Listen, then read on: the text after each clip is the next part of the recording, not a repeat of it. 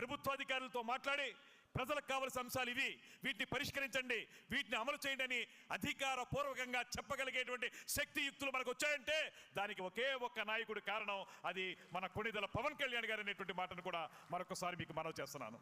అందుకే మీ అందరికీ మనం పదవి తీసుకున్నాం, నామినేటెడ్ పదవి పొందాం.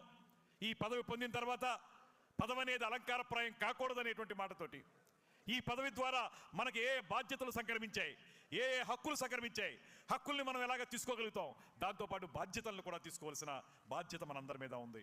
ఆ బాధ్యత ఏంటంటే మన నాయకుడు మనకు నేర్పింది ప్రజలకి అవసరమైన కార్యక్రమాలను చేపట్టడంలో మన వంతు కర్తవ్యాన్ని మనం నిర్వహించాలనేటువంటి మాట. అందులో భాగంగానే ఇవాళ పదవిలో ఉన్నటువంటి ప్రతి ఒక్కరూ కూడా తమ తమ ప్రాంతాల్లో క్షేత్రస్థాయిలో ఏ రకమైన సమస్యలు ఉన్నాయో ఆ సమస్యల్ని పరిష్కరించడానికి ఏ విధమైనటువంటి కార్యాచరణతోటి ముందుకు వెళ్లాలో ఆ అంశాలను మనకి దిశానిర్దేశం చేయడానికే ఈ కార్యక్రమాన్ని శ్రీ పవన్ కళ్యాణ్ గారు ఏర్పాటు చేశారనేటువంటి మాటని మీ అందరికీ మనవి చేస్తున్నాను. దీన్ని మనం ముందుకు తీసుకెళదాం.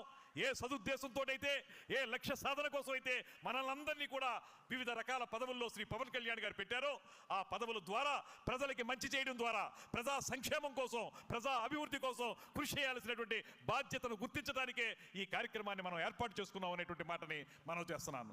రాబోయే 3-4 సంవత్సరాల కాలంలో మీరు చేపట్టేటువంటి ప్రతి కార్యక్రమం కూడా పవన్ కళ్యాణ్ గారు మనకు ఆదేశించినటువంటి విధానాలు ఏవైతే ఉన్నాయో ఆ విధానాలకు లోబడే మనం పనిచేయాలి.